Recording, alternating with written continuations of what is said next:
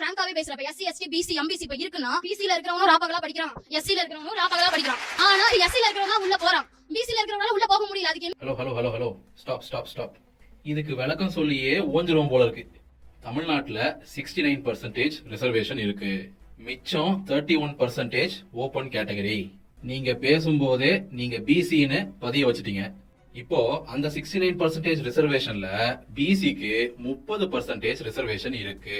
அது மட்டும் இல்லாம அந்த ஓபன் கேட்டகரியான 31%லயும் நீங்க போட்டி போடலாம். அதாவது 30 + 31 61% சீட்ஸுக்கு நீங்க போட்டி போடக்கூடிய தகுதி பெற்ற நபர்.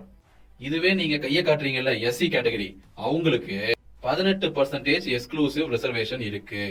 அது மட்டும் இல்லாம அந்த 31% ஓபன் கேட்டகரியிலயும் அவங்க போட்டி போடலாம். ஆக மொத்தம் 18 + 31 49% சீட்ஸுக்கு தான் அவங்க போட்டி போடுறதுக்கான எலிஜிபிலிட்டி. அப்போ அந்த 61% சீட்ஸுக்கு போட்டி போட்டு ஜெயிக்க வக்கு இல்லாம தான், சாரி கொஞ்சம் ஹார்ஷா சொல்லிட்டேன், அந்த வக்கு இல்லாம அப்படின்னு சொன்னதுக்கு பதிலா திறமை இல்லாம தான் உங்களோட கம்மியா 49% சீட்ஸுக்கு போட்டி போடுற எஸ்சிய பார்த்து பொறாமப்படுறீங்க. இது இவங்க சொல்றாங்க பாஸ்ட பாருங்க, பாஸ்ட் இல்லனா நீ பிரசன்ட் இல்ல அப்படினாங்க. பாஸ்ட பாத்துக்கிட்டே இருந்தா இன்னைக்கு நீங்க அங்க உட்கார்ந்திருக்க முடியாது. எது பாஸ்ட பத்தி பேச வேண்டாமா? சரி வேண்டாம், பிரசன்ட்ட பத்தி பேசுவோமா?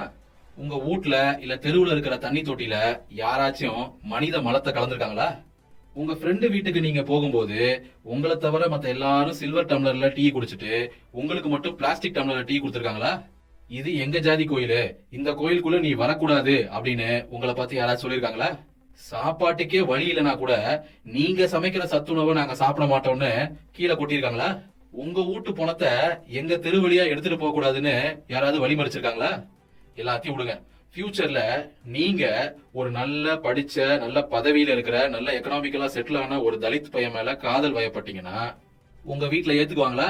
இல்ல அந்த பையன் ஆணவ கொலை செய்யப்படாம இருக்கிறதுக்கு என்ன கேரண்டி? அம்மா அப்பா யாருமே ஸ்கூலுக்கு போல, எங்க அம்மா அப்பா ஸ்கூலுக்கு போகல. இன்னைக்கு நானோ எங்க அண்ணனோ ஸ்கூலுக்கோ காலேஜுக்கோ வரோம்னா மாறி இருக்கு. எந்த ஒரு பொது விஷயத்தை பத்தி பேசும்போதும் தனிப்பட்ட எக்ஸ்பீரியன்ஸஸ வச்சு மட்டும் பேசக்கூடாது. நீங்க கையாமையான்னு கத்துறீங்களே அந்த ரிசர்வேஷன் இல்லனா நீங்களும் இந்த இடத்துல வந்து மைக்க புடிச்சு இப்படி பேசிட்டு இருக்க முடியாது.